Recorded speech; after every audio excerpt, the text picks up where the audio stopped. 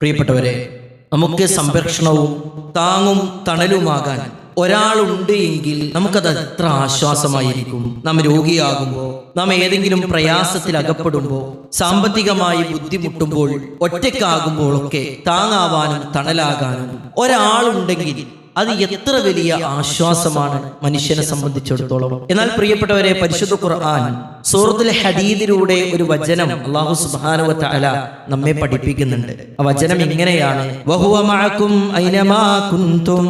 വഹുവ മഅകും, ഞാൻ നിങ്ങളോടൊപ്പമുണ്ട്. ഐനമാ കുൻതും, നിങ്ങൾ എവിടെയായിരുന്നാലും, ഏത് സാഹചര്യത്തിലാണെങ്കിലും, ഏത് ഹോസ്പിറ്റലിലാകട്ടെ, ഏത് യാത്രയിലാകട്ടെ, ഏത് ബുദ്ധിമുട്ടിലാകട്ടെ, വഹുവ മഅകും ഐനമാ കുൻതും, നിങ്ങൾ എവിടെയായിരുന്നാലും ഞാൻ നിങ്ങളോടൊപ്പമുണ്ട്. എന്നിട്ട് അല്ലാഹു സുബ്ഹാനഹു വ തആല പ്രയോഗിച്ച പ്രയോഗം എന്താ?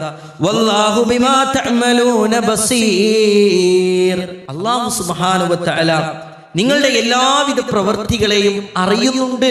റഹ്മാനായ റബ്ബിന് നമ്മുടെ കൂടെ കിടക്കുന്ന ഇണയേക്കാൾ നമ്മെ അറിയാം, നമ്മുടെ മാതാപിതാക്കളെക്കാൾ നമ്മെ അറിയാം, നമ്മുടെ ബന്ധു മിത്രാദികളെക്കാൾ റഹ്മാനായ റബ്ബിന്, പ്രിയപ്പെട്ടവരെ, നമ്മെ അറിയാം. അല്ലാഹു പറയാ, വഹുവ മഅകും, ഞാൻ നിങ്ങളോടൊപ്പം ഉണ്ട്, നിങ്ങൾ എവിടെയായിരുന്നാലും. പ്രിയപ്പെട്ടവരെ, അതല്ലേ ഏറ്റവും വലിയ താങ്ങ്, അതല്ലേ പ്രിയപ്പെട്ടവരെ ഏറ്റവും വലിയ തണല്. പക്ഷെ പലപ്പോഴും മനുഷ്യൻ സങ്കടങ്ങളും ബുദ്ധിമുട്ടുകളും വേദനകളും യാതനകളും ഒക്കെ വരുമ്പോൾ ആ റഹ്മാനായ റബ്ബ് എന്നെ സംരക്ഷിക്കും, ആ പടച്ച റബ്ബിന്റെ കാവൽ എന്നിൽ വർഷിക്കുമെന്ന ചിന്ത എന്തോ കാരണത്താൽ നഷ്ടപ്പെട്ടുകൊണ്ടേയിരിക്കുകയാണ്. ഇസ്ലാമിക ചരിത്രങ്ങൾ മാത്രം പരിശോധിച്ചാൽ പ്രിയപ്പെട്ടവരെ, എത്ര വലിയ ഉദാഹരണങ്ങളാണ് നമുക്ക് കാണാൻ കഴിയുക, എത്ര ഉദാത്തമായ ജീവിത ചരിത്രങ്ങളാണ് പ്രിയപ്പെട്ടവരെ നമുക്ക് കാണാൻ കഴിയുക.